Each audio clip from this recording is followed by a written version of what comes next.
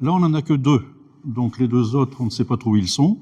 Ça, c'est une série de panneaux qui a été offert à un bienfaiteur de la communauté des Ursulines, la famille Derrien.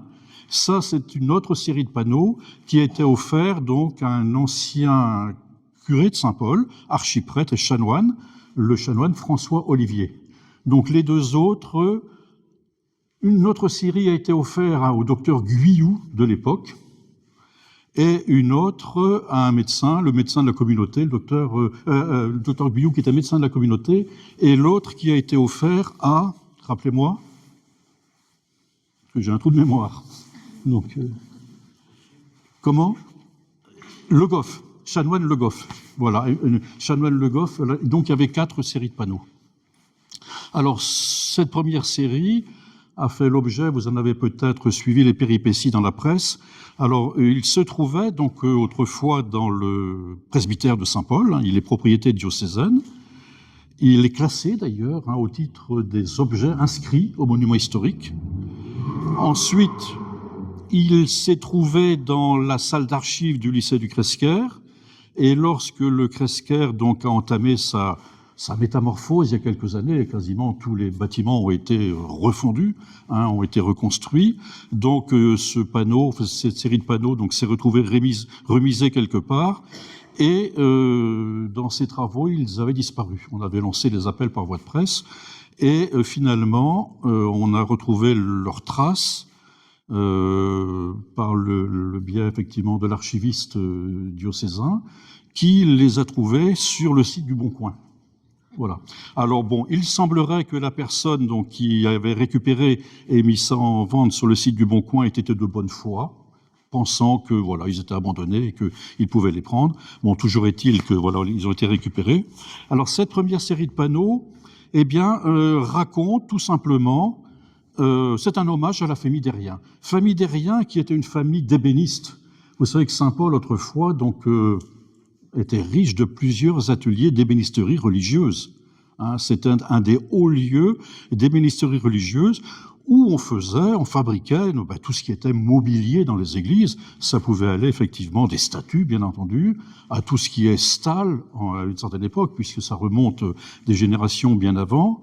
Voilà, tout ce qui est mobilier, éventuellement jubé également, à l'époque. Mais en même temps, cette famille Derrien, non seulement c'était une famille d'ébénisterie religieuse, mais elle descendait d'une longue lignée d'entrepreneurs. C'est la famille Derrien également qui avait donc œuvré pour partie donc au couvent des Ursulines, qui avait beaucoup travaillé pour le couvent des Ursulines. Et donc c'est un hommage qui leur a été fait. Alors bon, ce qui est intéressant ici, c'est qu'en même temps, on trouve quelques clins d'œil à des grands événements qui ont eu lieu à Saint-Paul. En 1897, tout d'abord, vous savez qu'il y a eu la translation des reliques de Saint-Paul Aurélien, une fête absolument considérable. Alors, qu'est-ce que c'était que cette translation?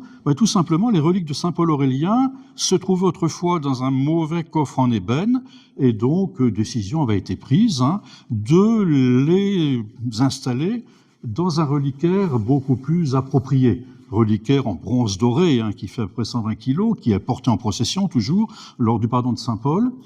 Et donc pour cet acte solennel, eh bien voilà, il y a eu une fête considérable à Saint-Paul-de-Léon, avec plus de 300 prêtres, 50 chanoines, il y avait également les moines de l'abbaye de Landévennec, des cardinaux, etc. Vous avez quelques tableaux d'ailleurs, il me semble qu'il y en avait un au presbytère autrefois, je ne sais pas où il est, où on voit effectivement la grand-messe qui se trouve au pied de la cathédrale, sur la petite place côté sud, sur le bas côté sud à l'extérieur, donc avec des oriflammes partout dans les rues, accrochés à chaque pilier. Si vous faites attention, d'ailleurs, sur les piliers de la nef, on voit encore les pointes, où autrefois on accrochait les oriflammes. Autrefois, tout cela était très coloré. Alors, ici, vous voyez, vous viendrez après. Premier panneau, par exemple, ici, c'est une scène du couvent des Ursulines. Et vous voyez que le couvent des Ursulines, c'est bien l'actuel lycée du Cresquer. Vous avez là donc le lycée proprement dit, celui qui a survécu à la reconstruction, qui est l'ancien grand séminaire, magnifique bâtiment. À côté, vous avez cette chapelle qui a été édifiée par les Ursulines, qui se trouve, voilà, qui est toujours là, hein, et qui sert essentiellement pour des expositions actuellement, la chapelle de la Sainte Famille, hein, c'est le nom que les Ursulines ont donné. Et après, plus tard, pour ceux qui étaient anciens du Cresquer, vous avez peut-être connu, alors au départ, il y a eu comment on appelle ça, une serre qui a ensuite été remplacée par l'amphithéâtre, le fameux amphithéâtre, où on répétait les chants du dimanche, hein, bon, et ça a été rasé, heureusement, parce que c'était une verrue, hein. Et puis, vous aviez effectivement, après, les jardins, il n'y avait pas de cours de récréation bitumés, bien entendu, comme aujourd'hui.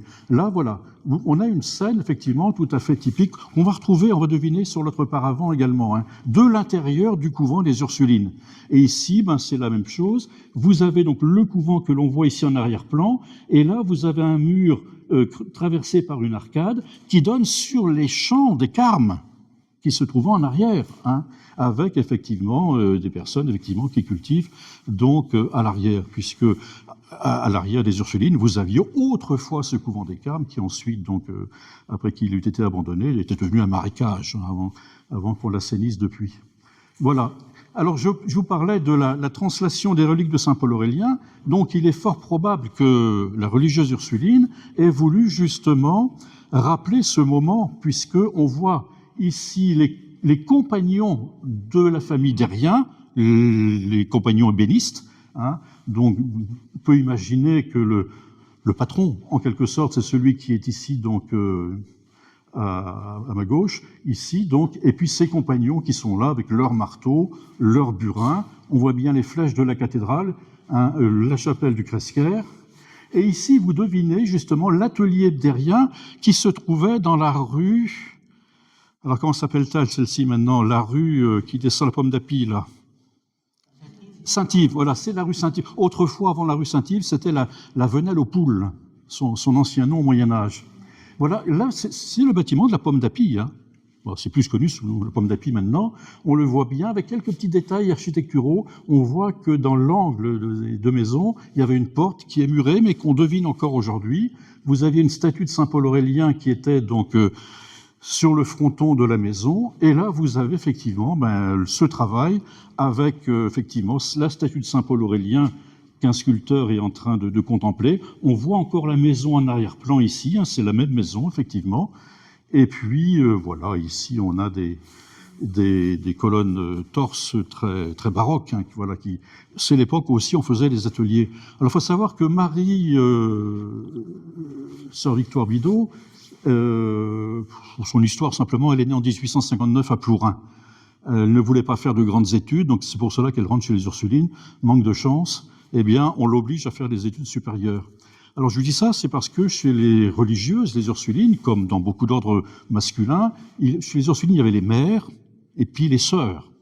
Comme dans beaucoup de congrégations religieuses, il y avait les pères, qui étaient plus attelés, j'allais dire, aux activités intellectuelles, la messe, la prédication, etc. Et puis il y avait les frères, plus affectés aux travaux manuels, notamment pour les missionnaires, les grandes congrégations missionnaires. Il fallait aussi des bâtisseurs, des frères bâtisseurs, pour construire bien, les missions catholiques, les églises, les chapelles, les dispensaires, etc. etc. Et donc, cette artiste-là, elle ne voulait pas faire de grandes études. Bon, comme elle avait certains talents, une certaine vivacité d'esprit, on l'oblige donc à faire des cours d'anglais, à suivre des cours d'anglais. Et puis ensuite, elle deviendra professeure d'anglais. Et comme elle est douée pour le dessin, pour la musique, voilà, elle fait aussi ce qu'on appelle, comment on appelle ça maintenant aujourd'hui? Avant, c'était des cours ça donne porte un nom maintenant. Les cours art plastique, voilà, cherchez le nom. De notre temps, c'était beaucoup plus simple, hein. Voilà. Et ce qui fait qu'au-delà de la peinture, elle faisait également des petites sculptures en bois avec un mauvais canif. Elle avait réalisé notamment un petit hôtel en bois. Il y avait une exposition religieuse nationale à Saint-Paul-de-Léon en 1897. Elle avait exposé effectivement cette petite hôtel qui avait suscité à l'époque l'admiration du comte de Guébriant et qui avait demandé effectivement ce qu'il pouvait l'exposer dans son château à Carnévès. Il se trouvait donc sur une cheminée, etc. On lui doit aussi quantité de bannières. Les Ursulines de Saint-Paul fabriquaient des bannières, tissaient des bannières. Et sœur Marie-Victoire, eh bien, elle faisait les dessins. Elle faisait les dessins des bannières. Je ne sais pas si elle s'y trouve toujours à Plougoulm, mais notamment l'une des bannières de Plougoulm, où l'on voit effectivement Saint-Pierre d'un côté, effectivement, et le Christ en croix de l'autre côté, eh bien, c'est une bannière dessinée par sœur Marie-Victoire Bidot, hein, donc née à Plourin. Donc voilà. Et alors ici, vraisemblablement, alors il y a faudrait que quelqu'un gomme. Je ne sais pas si c'est... Il y a parfois du feutre qui a été rajouté par des petits... C'est pas les enfants de chœur, je ne pense pas. Donc, comment? Bon. Voilà.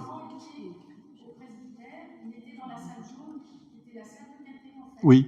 C'était un petit peu exigu par rapport aux enfants, et le paravent était là. Et il y a des enfants qui donnaient des coups de pied dans le paravent et qui ont mis des coups de feu. Du coup, je l'ai remisé dans la salle de la secrétaire. Voilà. Donc c'est quelque chose qu'on pourra gommer assez facilement, mais il faut quand même quelqu'un qui soit au fait de ces retouches. Hein. Et donc, alors là, vous avez la statue de Saint Paul Aurélien, effectivement, qui est sculptée. Et là, on peut imaginer que c'est la statue de la fondatrice des Ursulines, c'est-à-dire Sainte Angèle Mérici. Hein. Parce que les Ursulines, c'était une congrégation essentiellement enseignante, vouée donc à l'éducation des jeunes filles, hein, à l'époque où il n'y avait pas de mixité, bien entendu. Hein. Alors ici, ce qui est remarquable, là, je trouve ça superbe, c'est presque l'Angélus de Millet, Léonard, hein, le fameux tableau de l'Angélus de Millet qui est mondialement connu. Là, vous avez effectivement presque dans la même posture, effectivement, donc un paysan et son épouse, hein, voilà, il a son chapeau à guide à la main, et voilà, on a l'impression que c'est l'Angélus de Millet, Léonard.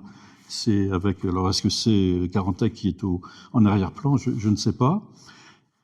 Et là, donc ici, ce panneau, donc comme c'est la famille Dérien, donc on pense que celui qui est là, c'est un membre de la famille Dérien, Léon Dérien, qui était prêtre et qui se trouve à Saint-Joseph, avec Saint-Joseph en arrière-plan, et voilà, avec un autre prêtre, donc qui donne une leçon de catéchisme à des enfants. Voilà. Donc ce panneau, on en avait déjà parlé il y a quelques mois, donc est différent effectivement de celui-ci. Et celui qui vient d'arriver, alors peut-être que le Père Guillaume peut en parler, son origine, enfin d'où il vient. Alors il était exposé, enfin il était en attente dans la maison de retraite des prêtres de Kéraudrin, à Brest. Hein. Il était dans un couloir. On n'a pas pu me dire pourquoi il était là, hein, et d'où il venait, mais en tout cas, en me promenant dans cette maison, et puis surtout en visitant des prêtres en retraite, on m'avait fait savoir qu'il y avait des paravents qui étaient exposés, mais même pas exposés, mis dans un couloir, contre le mur, et soutenus par des chaises. Voilà, c'est les panneaux que vous avez là, les panneaux que vous avez là.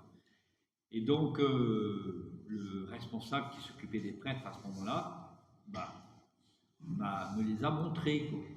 Et j'ai dit, mais tiens, c'est bizarre, c'est les mêmes que ça ressemble en tout cas à ceux de Saint-Paul. Mais on pense que un prêtre d'ici ou un prêtre les a fait partir là-bas